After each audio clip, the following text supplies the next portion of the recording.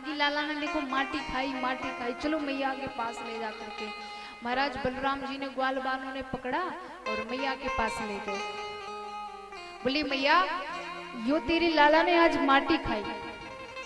मैया बोली लाला तूने माटी खाई? कन्हैया बोले नहीं मैया। अच्छा तू मुंह खोल करके दिखा तूने माटी खाई कि नहीं। कन्हैया बोले मैया तुमको अपने लाला पे विश्वास नहीं है? मैया बोली मुझे अपने लाला पे पूरा विश्वास है। कन्हैया बोले मैया मधु मंगल से ही पूछ ले, मैंने माटी नहीं खाई। और मधु मंगल को कन्हैया ने गवाह बना रखा था। कहा कि मधु मंगल बता क्या लाला ने मिट्टी खाई? मधु मंगल बोलियो मैया सच्ची बता मुझे झूठी। मैया बोली सच्ची सच्ची बता। मधु मंगल बोलियो मैया सच्ची बताऊं तो डेली नहीं यो बड़ो डेला खायो याने। अब तू मैया को बड़ी गुस्साई छड़ी दिखाए कि बोली लाला अभी आल खोल। और कन्हैया ने जैसी मुंह खोला ना सारा ब्रह्मांड नजर आया। क्या कि मैया ने स्वयं अपने आप को देखा, खुद को मैया कन्हैया के मुंह में देखती है तो बड़ा आश्चर्यचकित रह गई। और मैया तो बेहोश होकर के पृथ्वी पर गिर पड़ी। कन्हैया ने कहा कि अगर मैया को ये बात याद रही तो मैया मुझ को भगवान मान लेगी और फिर मैं यहाँ पर लीला नहीं कर पाऊंगा। तो मैया को कन्हैया ने सारी बात भुला दी। एक दिन की बात है, मैया दधी मंथन कर रही थी। तो महाराज कन्हैया सुबह सुबह जागे। बोली मैया मुझको माखन चाहिए, अभी चाहिए और ताजा चाहिए। मैया ने कहा लाला बस मैं अभी माखन निकालती हूँ, बस तू खा लेना। कन्हैया बोले नहीं अभी चाहिए। मैया बोली कल की बासी माखन रखी तू उसे खा ले। कन्हैया बोले मैया मुझको वो नहीं चाहिए, मुझे तो अभी चाहिए और यही चाहिए। मैया बोली और लाला बड़ा उद्दंडी है। मैया ने कहा देख देख लाला कितना सुंदर चंद्रमा है। अब कन्हैया बोले मुझको तो वो चंद्रमा ही चाहिए। मैया बोली यो लाला जो देख ले वही चाहिए। फिर मैया ने कही देख लाला माखन से भी कोमल और चंद्रमा से भी सुंदर तेरे लिए एक बहू ला दूंगी। अब तो कन्हैया माखन गए भूल, चंद्रमा गए भूल, मुझको तो बहू ही चाहिए। मैया बोले कितनी सी चाहिए? बस जेब में रख ले छोटी सी। कन्हैया बोले देख मैया मुझको बहू दिला दे। मैया बोली लाला पागल है क्या, अभी तू छोटा है। मैया बोली कन्हैया बोले देख मैया तू मेरो बिहाय कर देगी तुझे बड़े लाभ है। मैया बोली बेटा क्या लाभ है मुझे? कन्हैया बोले देख मैया तू मेरो बिहाय करेगी ना तो तेरी बहू आएगी, तेरे चरण दबाएगी और कहेगी मम्मी जी चाय लाओ रोटी लाओ। तो मैया तेरे लाभ है इसमें, झाड़ू लगाएगी और मम्मी मम्मी कह के आंगनों में डोलेगी। मैया कर देना ब्याह मेरा। मैया ने कहा अच्छा एक बात बता लाला तेरी नजर में कोई छोरी है क्या? कन्हैया बोले अब मैं क्या करूं? कन्हैया बोले हाँ हाँ मैया वो गोरी गोरी सी आती। मैया बोली कौन सी गोरी आती? कन्हैया मैया बोली अच्छा वो ललिता। कन्हैया बोले मैया तेरा भी कहाँ दिमाग गया, वो मोटी ताजी उससे विवाह करूंगा मैं। हाँ ललिता तो कितनी मोटी है। मैया एक वो आयो करती प्यारी सी छोटी छोटी सी वो नाचो करती। अच्छा विशाखा। कन्हैया बोले अरे मैया वो झगड़ालू है उससे विवाह करूंगा मैं, उससे तो मैं कर ही ना सकूं। फिर कौन सी लाला? कन्हैया बोले मैया वो प्यारी सी वृषभान किशोरी। अच्छा तो ये बोलना कि वृषभान किशोरी से ब्याह कर लो। लाला अभी तो देख छोटो है। मैया ने बातों में बहला करके गोदी में लटा लिया और लाला को दूध पिलाए हुए की ताई लग गई। लेकिन उसी समय एक गोपी आती है, दासी आती है और कहती है कि मैया चूल्हे पर चढ़ा हुआ दूध निकला जा रहा है, जल्दी जाओ। मैया लाला को वही पटक करके भागती है। कन्हैया को लगा, अरे मैया को दूध प्यारा है, पूत प्यारा है। अब तो कन्हैया को बड़ी गुस्सा आई और महाराज कन्हैया ने क्या किया, जितनी भी चौक में मटकी रखी थी ददिया सासों की जमाने की, एक डेला लियो महाराज, धड़ाम से सारी मटकियों को फोड़ दिया, पूरे चौक में माखन बिखेर दिया। मैया आती है, कन्हैया ने कहा, अरे मैंने तो सोचा था आवाज करेंगी तो फूट ही गई, अब बताओ डेला मारेंगे तो फूटेगी नहीं। कन्हैया ने कहा अब तो झूठ मूठ के आंसू बहाने पड़ेंगे, मैया बहुत डांटेगी। तो कन्हैया ने झूठ मूठ के आंसू बहाना शुरू कर दिया और ऊखल पे जाकर चढ़ गए। यहाँ पर मैया ने देखा कि पूरे चौक में माखन बिखरा पड़ा, तो मैया को गुस्सा तो नहीं आया पर हंसी आ गई। तो लाला बड़ो दंडी है। आज मैया गई, देखा कि कन्हैया नाराज बैठे हैं, हाँ? और मैया ने एक छड़ी उठाई और कन्हैया के पीछे भागने लगी। कन्हैया आगे आगे, देख मैया मुंह को काय मारे थे, अरे लाला तू बड़ो शैतान है। तो महाराज मैया की यशोदा की जो चोटी है उससे उनके चरणों में फूल गिरने लगे, पुष्प गिरने लगे, यानी पुष्प भी स्वागत करते हैं कि धन्य है मैया यशोदा जो छड़ी लेकर के परब्रह्म परमात्मा के पीछे पीछे दौड़ रही है। महाराज आगे आगे कन्हैया, मैया बोली देख लाला जल्दी पकड़ में आ जा। कन्हैया बोली मैया तू मारेगी तो नहीं? मैया बोली नहीं नहीं तेरी तो आरती करूंगी। कन्हैया ने देखा मैया पसीने पसीने हो गई, स्वयं पकड़ में आ गए।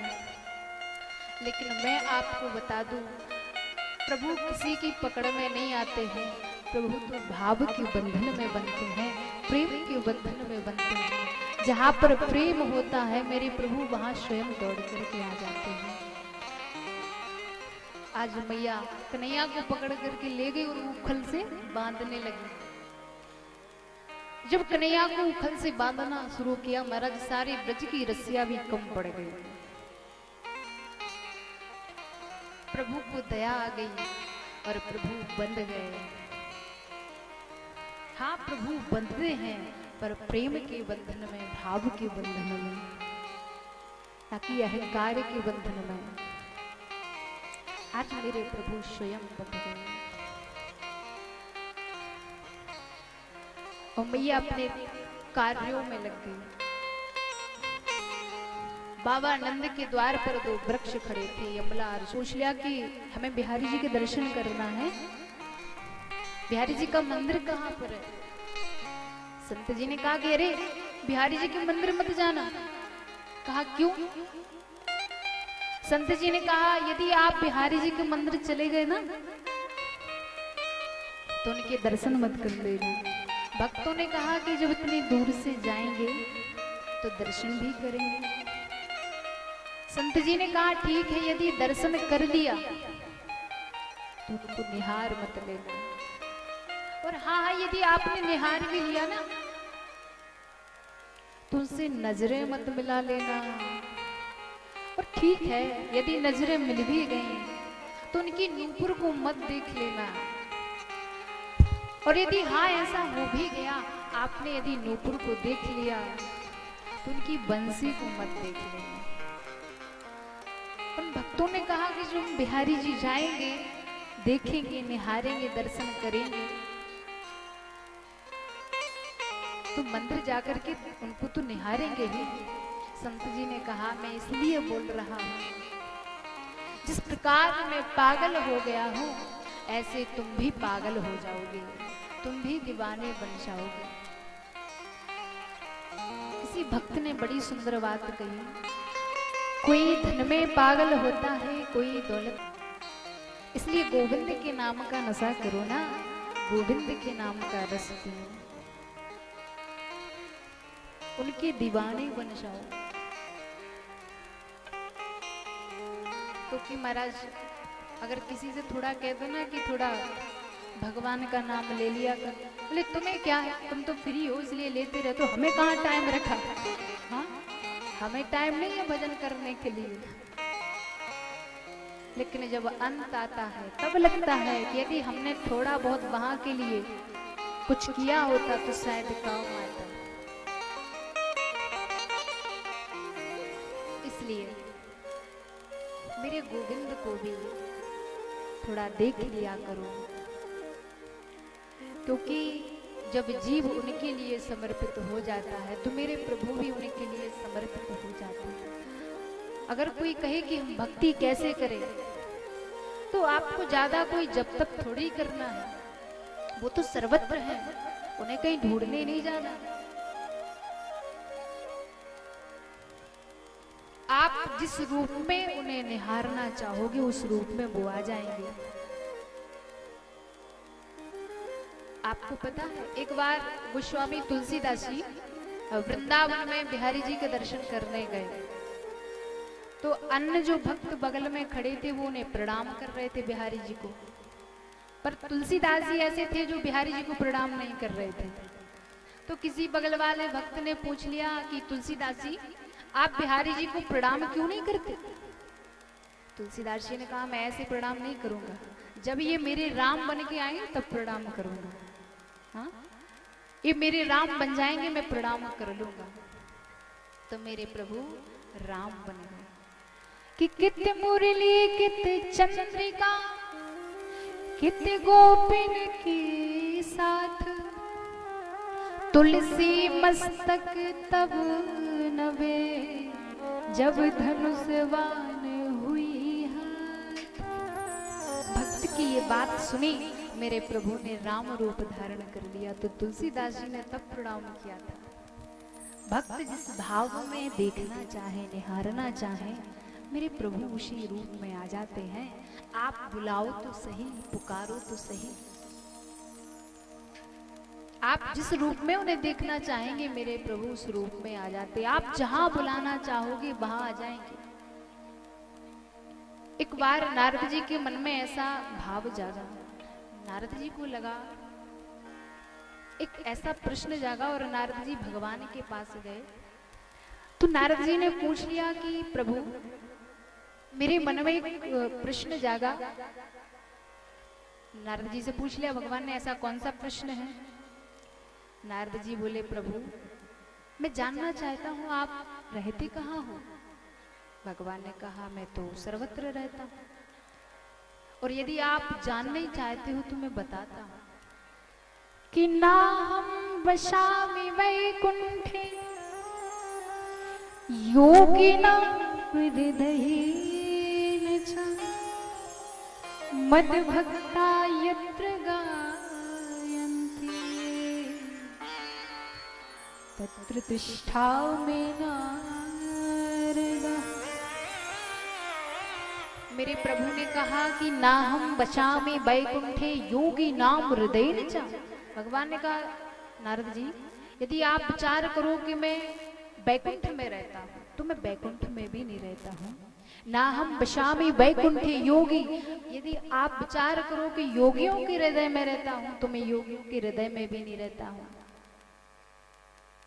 नाहं वसामि वैकुंठे योगिनां हृदयेन च मद्भक्ता यत्र गायन्ति। तो प्रभु फिर रहते कहाँ हो? प्रभु ने हंस करके कहा कि हे नारद जी, मैं वहां रहता हूं मद्भक्ता यत्र गायन्ति, जहां पर मेरे भक्त मेरा कीर्तन मेरी कथा सुनते हैं वहां पर मेरा वास है। जो आप कथा सुन रहे हैं मेरे प्रभु यही है। उनका नाम जहां पर लिया जाए, उनका गुणगान जहां किया जाए, मेरे प्रभु वहीं आ जाते हैं। क्योंकि मेरे प्रभु तो महाराज भक्त के वश में है, प्रभु तो भक्तों के बस में रहते हैं। तो कहा कि जहां मुझे भक्त बुलाते हैं मैं वहीं पहुंच जाता हूं।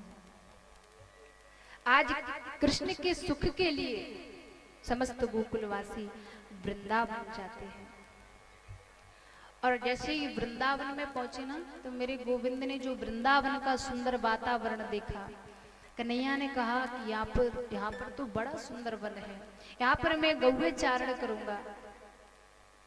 आज हमारी कन्हैया पहली बार गौ चारण के लिए जाते हैं। मैया आरती उतारती है, लाला को तिलक लगाती है। आज कन्हैया पहली बार गौ चारण के लिए गए। मामा के द्वारा भेजे हुए खिलौने आते, उनको प्रभु समाप्त करते। एक बत्सासुर नाम का राक्षस आया, उस पर प्रभु ने कृपा की। एक बकासुर नाम का दैत्य आया। बकासुर कहते हैं बगुले को देखा होगा आपने, जल में ऐसे बैठा रहता, लगता है कि समाधि में बैठा है। प्रभु देखता है कोई जीव आए तो मैं खा जाऊंगा। तो जो बगुला जैसे भक्त है ना, ऐसे भक्तों को मेरे प्रभु समाप्त कर देते हैं कि बाहर से कुछ और है और अंदर से कुछ और है। बाहर भक्ति का नाटक दिखाएंगे और अंदर तो महाराज उनके अंदर राक्षस बैठा हुआ है। कई प्रकार के भक्त होते हैं। तो महाराज ये बगुला भक्ति मेरे प्रभु को पसंद नहीं है, तो प्रभु ने बकासुर का भी उद्धार किया। प्रभु अपनी ग्वाल वालों के साथ रोज गौचारण के लिए आते हैं। एक बार मेरे प्रभु ने कहा कि मैंने सभी ग्वाल वालों के यहाँ का भोजन किया, पर आज मैं मधु मंगल के यहाँ का भोजन करूंगा। पर मधु मंगल के अंदर ऐसी भावना जाग रही थी, तो मधु मंगल को लगा कि अरे मेरे पास तो कुछ है भी नहीं, लेकिन आज मेरे कन्हैया ने कहा तो महाराज मधु मंगल दौड़ पड़ा और दौड़ करके मैया के पास पहुंचा। बोला मैया, आज कन्हैया ने पहली बार मुझसे कहा कि मैं मधुमंगल का भोजन करूंगा, मैया कुछ भी हो आप दे दो। मैया बोली मधुमंगल परसों की बासी छाछ है। कहा ठीक है वही दे दो। फिर महाराज मधुमंगल उसी छाछ को लेकर के भागा। लेकिन फिर एक झाड़ी के पीछे छुप करके मधुमंगल ने सोचा कि अरे कन्हैया तो बड़े बाप को बेटा है, वो यह बासी छाछ को कैसे पियोगे। और महाराज मधुमंगल खुद ही पान करने लग गए, उस छाछ को खुद ही पी लिया। एक ग्वाल बोलो देख लाला तेरे लिए यो छाछ लाया तो खुद ही ने पी ली। महाराज कन्हैया दौड़े दौड़े गए, जो थोड़ा बहुत मधुमंगल के मुख से लगा था तो मुख ही चाटने लग गए। मधुमंगल के मुख को ही चाट लिया। ऊपर से देख रहे थे ब्रह्मा जी। ब्रह्मा जी बोले बाप परब्रह्म, ऐसा भी परब्रह्म होता है हाँ, जो जूठा खा रहा, ये तो परमात्मा नहीं हो सकता है। तो ब्रह्मा जी ने क्या किया, कन्हैया की ग्वाल वाल बछड़ों सभी को चुरा लिया। कहा कि यदि ये परमात्मा होगा तो कुछ ना कुछ लीला करेगा, और यदि ये परमात्मा नहीं है तो रोएगा। और जैसे ग्वाल वालों को चुराया प्रभु समझ गए। तो 1 वर्ष तक हमारे प्रभु ग्वाल बाल बछड़े बने रहे। एक दिन ब्रह्मा जी ने सोचा चलो थोड़ा चल करके तो देखें प्रभु की कैसी लीला चल रही है। महाराज ब्रह्मा जी वृंदावन में आए और मेरे प्रभु ब्रह्मा जी बनकर के सीधे ब्रह्मलोक में पहुंचे और कह दिया यदि कोई नकली ब्रह्मा आए तो भगा देना। मेरे प्रभु ही ब्रह्मा जी बन करके बैठे हैं। यहाँ पर ब्रह्मा जी आए विचरण करके, तो द्वारपालों ने कहा रे कहाँ चले जा रहे हो, तुम जैसे बहुत सारे बहरूपी ब्रह्मा जी यहाँ डोलते रहते हैं। ब्रह्मा जी ने कहा मैं आपका ब्रह्मा हूँ। हाँ हाँ होंगे ब्रह्मा, हमारे ब्रह्मा जी तो अंदर बैठे। ब्रह्मा जी समझ गए कि तो मेरे प्रभु की लीला है। ब्रह्मा जी ने कहा कि अपने ब्रह्मा जी से एक बार कह दीजिए किस दास को अंदर आने की आज्ञा दे दे। प्रभु ने आज्ञा दी। ब्रह्मा जी जाते हैं, चरणों में गिर पड़े, क्षमा मांगी प्रभु मैंने आपकी परीक्षा लेने की कोशिश की। और महाराज 40 श्लोकों में ब्रह्मा जी ने स्तुति की। आज ब्रह्मा जी ने ग्वाल वालों को वापस किया और कहा कि ये प्रभु धन्य है ये ग्वाल वाल जिन्हें आपका सानिध्य निरंतर प्राप्त होता है। क्या यह सौभाग्य हमारा भी होगा। आज ब्रह्मा जी क्षमा मांगते हैं। कर जोड़े ब्रह्मा खड़े, सुनहु नंद के लाल, ब्रह्म पद द्यो और गोर हमें करो ब्रजवाले। आज ब्रह्मा जी कहते हैं कि प्रभु मैं चाहता हूं कि मुझे आप ब्रज का पत्थर ही बना लो, ब्रज की रज ही बना लो, मुझे ब्रह्मा जी का पद नहीं चाहिए। आज प्रभु वहां से अपने ग्वाल वालों को लेकर के आते हैं और प्रभु आगे सुंदर सुंदर लीलाएं करते हैं। जितने भी मामा जी के द्वारा भेजे राक्षस है उनका उद्धार करते हैं। एक बार मेरे प्रभु ने बेड़ू वादन किया, बंशी को बजाया, और जब बंसी को बजाया ना तो गोपियां भोजन बनाती है तो वो भोजन नहीं बना पाती। एक दिन गोपियों ने पूछ लिया, कहा कि सुनो कन्हैया, जब हम भोजन बनाते तब बंसी को मत बजाया करो। क्यों? बोले जब हम भोजन बनाते आप बंसी को बजाते तो हमारा मन नहीं लगता। कन्हैया बोले क्यों? मेरी बंसी बजाने से आपका भोजन खट्टा मीठा कड़वा हो जाता है क्या? हाँ, क्या कनेक्शन है? कन्हैया बोले, मैं गोपिया बोली लाला ऐसी कुछ बात ना है, हमें ऐसा लगे कि जब तू बंसी बजावे कि तू हमें पुकार रहे हो, या के ताई हम दौड़ी दौड़ी चली आओ। कन्हैया ने कहा ठीक है। तो प्रभु हर प्रकार से लीला कर करके ब्रजवासियों को बड़ा प्रसन्न रखते हैं। प्रभु ने एक बड़ी सुंदर लीला की महाराज।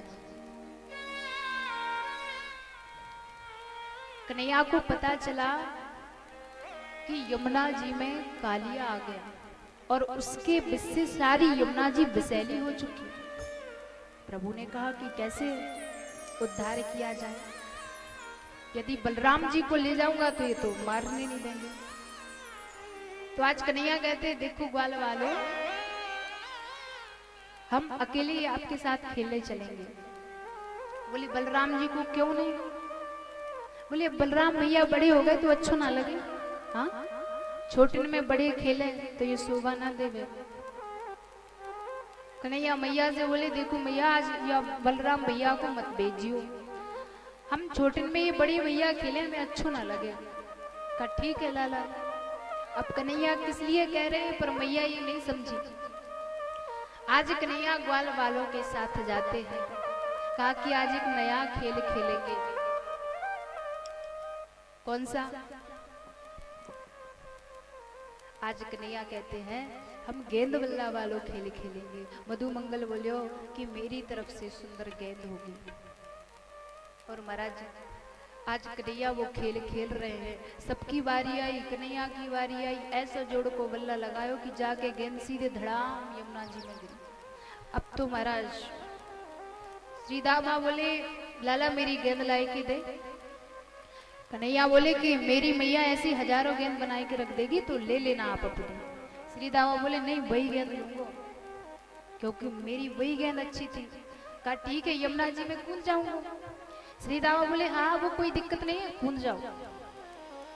और महाराज कन्हैया ने एक छलांग लगाई और सीधे यमुना जी में प्रवेश हो गए।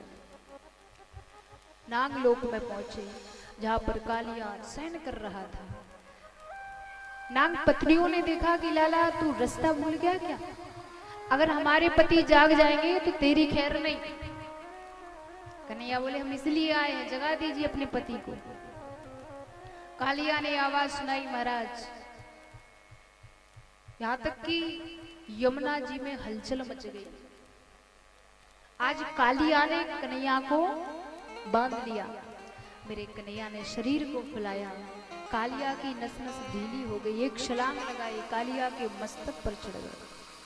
और कालिया का जो मस्तक नहीं झुकता है, नहीं नबता है, कन्हैया उसी मस्तक पर नृत्य करते हैं, उसी मस्तक को झुका देते हैं। एक एक मस्तक से कालिया का मस्तक प्रभु ने झुका दिया, मुख से रक्त बहने लगा। आज जो नाग पत्नियां हैं वो हाथ जोड़ करके कहती हैं कि हे प्रभु आपने बड़ी कृपा की हमारे पति के ऊपर। कालिया ने कहा कि देवी जी एक कृपा दिखाई दे रही है ना, हमारा तो एक एक सर फूट गया और तुम्हें इसमें कृपा नजर आ रही है। हमसे पूछो कितना कष्ट हुआ। आज कालिया जरा भी झुकता नहीं। कहते हैं भगवान के भगवान ने कभी 3 भक्तों के जवाब नहीं दे पाए, काली, बाली और बलि। हाँ? आज कालिया ने कहा कि प्रभु आप ये बताइए हमें बनाया किसने? प्रभु ने कहा मैंने। हमारे अंदर विष किसने डाला? प्रभु ने कहा मैंने। कालिया ने कहा कि प्रभु बनाया आपने, विष आपने डाला तो अमृत कहाँ से निकालते? हाँ? जब विष डाला है तो विष ही तो निकलेगा, अमृत कहाँ से निकालेंगे हम? प्रभु ने कहा कि तुम रमणद्वीप में जाओ। कहा कि वहां पर गरुड़ नहीं रहने देता। कहा कि अब मेरी चरण चिन्ह बन गए हैं ना, इसलिए अब कोई दिक्कत नहीं है। तो आज कालिया के ऊपर प्रभु नृत्य करते हुए आते। यहाँ पर मैया यशोदा, बाबा नंद सभी यमुना के किनारे खड़े हैं, इंतजार कर रहे हैं लाला का। मैया डर रही है, घबरा रही है, जोर जोर से चिल्ला रही है, और हमारे कन्हैया तो नृत्य करते हुए आ रहे। मैया ने देखो, अरे लाला यो तू को खा जाएगो। कन्हैया बोले मैया अब तो यो मेरो चेला बन गयो, कोई चिंता की बात नहीं है, यो मेरो दास बन गयो। और इस प्रकार हमारे प्रभु ने कालिया पर कृपा की। हमारे प्रभु ने एक लीला और की, चीर हरण लीला, गोपियों के वस्त्र को चुराया। महाराज मैं आपको बता दूं, गोपियों के वस्त्र को चुराया प्रभु ने, पर ये माया रूपी वस्त्र को मेरे प्रभु ने चुराया है। गोपियां जाती है प्रतिदिन यमुना जी में स्नान करती, और यमुना जी में स्नान करके कात्यायनी मैया के दर्शन करती। पर यमुना जी में स्नान कैसे करती हैं? बोले निर्वस्त्र होकर के, वस्त्र नहीं। तो कन्हैया को ये बात ठीक ना लगी। कन्हैया ने कहा कि इससे तो वरुण देवता का बड़ा अपमान होता है, तो कुछ ना कुछ तो लीला करनी पड़ेगी। गोपियां यमुना जी स्नान करके आती हैं, कात्यायनी मैया से प्रार्थना करती, कात्यायनी महामाई महायोगिनी धीसुरी नंदे गोपीशुतम देवीम। आज कात्यायनी मैया से कहते हैं, हे कात्यायनी महामाई महायोगिनी धीसुरी। कहा कि हे कात्यायनी मैया, जो नंद गोप के लाडले लाल है ना, वो हमें पति रूप में प्राप्त हो जाए। इस प्रकार महाराज मैया कात्यायनी को प्रणाम करती है। आइए हमारे मध्य में भी जगदम्बा मैया बैठी हैं, दुर्गा मैया बैठी, हम भी थोड़ा उन्हें प्रणाम कर लेते हैं। तेरे दर को माँ, ओ तेरे दर को माँ, तेरे दर को माँ, तेरे दर को माँ, तेरे दर को माँ, छोड़ कहाँ जाऊँ बाजू जा, कोई द्वार ना दिखे। सभी मिलकर के माता रानी को मनाएंगे। तेरे दर को माँ, तेरे दर को माँ, तेरे दर को माँ, छोड़ कहाँ जाऊँ बाजू जा, द्वार ना दिखे। सभी मिलकर के कहिए बड़ी भाव से, दुर्गा मैया की।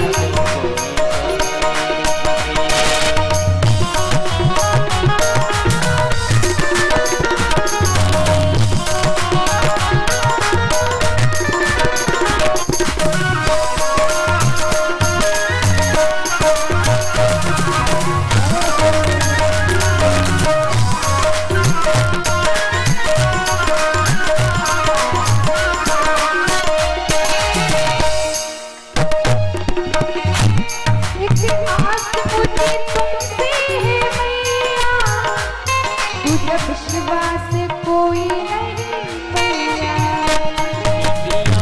मुझे तुमसे मैया, टूटी करना विश्वास मेरा मैया, मुझे तुमसे है मैया, टूटी करना विश्वास मेरा मैया।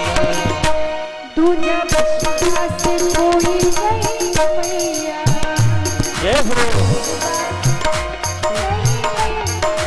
तुझा कोई गौरी दिखे। कहाँ जाऊँ जहाँ, कहाँ जाऊँ जहाँ, कहाँ जाऊँ जहाँ, जाके सुख पाऊँ ना तुझा कोई द्वार मिले।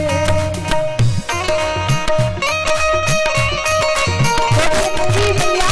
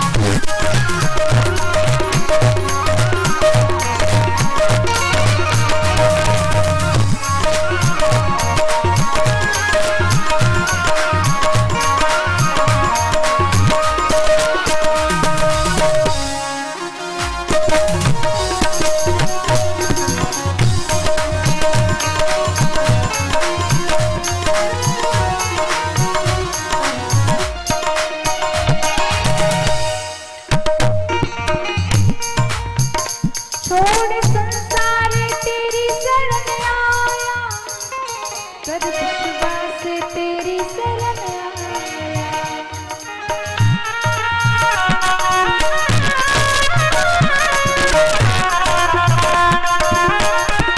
छोड़ संसार तेरी शरण आया, कर विश्वास तेरी शरण आया, कर विश्वास तेरी आया करे विश्वास शरण तेरी आया। कहाँ जाऊँ जहाँ, कहाँ जाऊँ जहाँ, कहाँ जाऊँ जहाँ, जाके कुछ पाऊँ माधुरी धारी दिखे। कहाँ जाऊँ जहाँ जाके कुछ पाऊँ माधुरी धारी। तेरे दरे को मैं छोड़ कहाँ जाऊँ माधुरी धारी दिखे।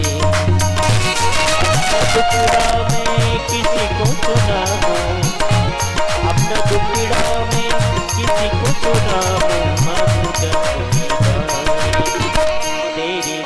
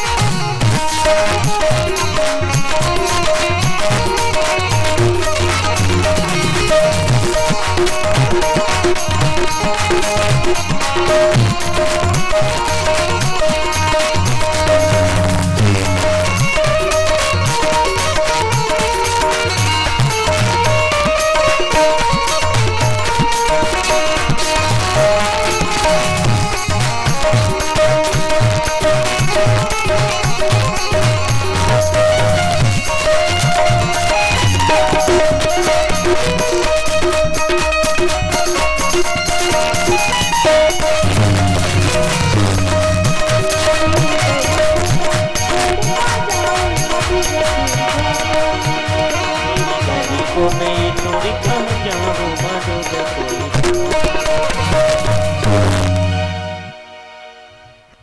तेरे दिल को मैं छोड़ कहाँ जाऊं, माँ तुझा कोई द्वार ना देखे। इस प्रकार गोपियां यमुना जी में स्नान करती हैं, पर जब माँ कात्यायनी के दर्शन करती है ना, तो कामना यही रहती है, भाव यही रहता है कि जो नंद के लाल है ना कन्हैया, वो हमारे पति हों, वो हमारे हों, वो हमारे प्रिय हों, हमारी प्रियतम बने। ऐसी कामना उन गोपियों की रहती है। पर प्रभु ने कहा कि गोपियां एक बहुत बड़ी भूल करती हैं, यमुना जी में निर्वस्त्र होकर के स्नान करती हैं। तो क्या हुआ, एक बार गोपियां अपने वस्त्रों को निकाल करके किनारे रख दिया और यमुना जी में स्नान कर रही थी।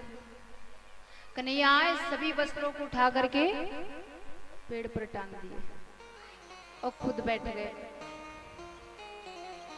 अब महाराज गोपियां खूब स्नान करती रही। स्नान करने के बाद बाहर निकलती है तो देखा कि वस्त्र नहीं, देखा कि वृक्ष पर वस्त्र टंगे। कन्हैया भी बैठे, अरे लाला इतना उदम अच्छो ना होगा, हमारे वस्त्रन को दे दो। कन्हैया बोले पहले तो क्षमा मांगो, तुम निर्वस्त्र होकर के जल में स्नान करती हो। हाँ, इससे जल के देवता जो वरुण है ना, उनका अपमान होता है, अनादर होता है, इसलिए अच्छी बात नहीं है। गोपियां बोले हाँ हाँ हमने सुन लिया, हमारे वस्त्र तो दे दो। कन्हैया बोले वस्त्र चाहिए तो एक एक करके आ जाओ मेरे पास। कन्हैया तो कुछ शर्म ना आवे, हम ऐसे कैसे आ जाएं? कन्हैया ने कहा नहीं चाहिए वस्त्र, बताओ चाहिए तो आ जाओ। मैं आपको बता दूं, परमात्मा के आगे ये जीव कितने भी वस्त्र पहने, उनके आगे तो निर्वस्त्र ही है। ये वस्त्र कुछ और नहीं, ये माया का पर्दा है। एक एक करके गोपियां समझ गई है कि ये परब्रह्म परमात्मा है, इसके आगे हम क्या मर्यादा करेंगे, क्योंकि एक जीव तो उनके आगे निर्वस्त्र ही होता है। तो एक एक करके गोपियां जाती अपने वस्त्रों को लेती है। प्रभु ने कहा कि गोपियों तुम परीक्षा में पास हुई, मैं तुम्हारे साथ रास करूंगा, जो कि आप ये कथा कल सुनेंगे। तो आज प्रभु ने उन गोपियों पर कृपा की। एक बार हमारे प्रभु गौचारण के लिए गए तो उनको भूख सताने लगी और कन्हैया को जब भूख सताने लगी तो कन्हैया ने अपने ग्वाल वालों से कहा कि देखो ग्वाल वालों, थोड़ी दूरी पर कुछ संत यज्ञ कर रहे हैं और उन यज्ञ पत्नियों से मेरे लिए भोजन लेकर के आओ। तो महाराज कन्हैया की ग्वाल वाल जाते हैं। जैसे ही महाराज उन संतों को देखा, ग्वाल वालों ने कहा राम राम, तो टेढ़ी नजर करके देखने लगे, लाल लाल आंखें करके। बेचारे ग्वाल वाल डर गए, वापस आ गए। कन्हैया बोले भोजन क्यों नहीं लाए? ग्वाल वाल बोले लाला वो संत हमें बुरी तरह से देख रहे थे, हमने राम राम की तो राम राम भी स्वीकार नहीं की। बोले अब उनके पास नहीं जाना, सीधे उनकी पत्नियों के पास जाना। और महाराज अब ग्वाल वाल जाते हैं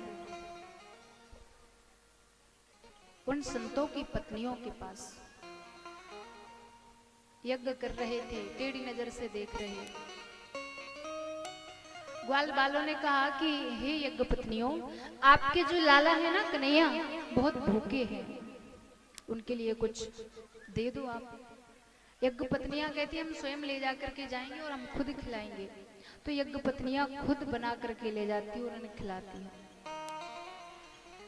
आज जैसे यज्ञ पत्नियों को देखा, प्रभु ने बड़ा स्वागत किया, बहुत स्वागत किया। आज यज्ञ पत्नियां अपने हाथों से स्वयं प्रभु को भोजन कराती है। खूब निहारा, प्रभु का खूब दर्शन किया। प्रभु ने कहा कि देखो अब आप अपने घर के लिए जाओ। यज्ञ पत्नियों ने कहा कि नहीं नहीं कन्हैया, हम आपको छोड़ करके नहीं जा सकती। यदि हम आपको छोड़ करके गई ना तो हमारे पति हमें घर से निकाल देंगे, वो रहने नहीं देंगे। हमारे पति हमें घर से निकाल देंगे। कन्हैया ने कहा नहीं नहीं, अब आपके पति आपको नहीं निकालेंगे, आप जाइए। और महाराज भाई यज्ञ पत्नियां जाती हैं। संतों ने जो देखा अपनी पत्नियों को तो उनके चरणों में गिर गए और कहा कि हे देवियों, हमें क्षमा कर दीजिए, हमने बहुत बड़ी भूल की। आपको भगवान से मिलने के लिए रोका है, और जो भगवान के भजन में महाराज बाधा बनते हैं ना, वो बहुत बड़े शत्रु होते हैं। और जो भगवान के भक्तों से भगवान को मिलाता है, मेरे प्रभु उनसे बड़े प्रसन्न रहते हैं।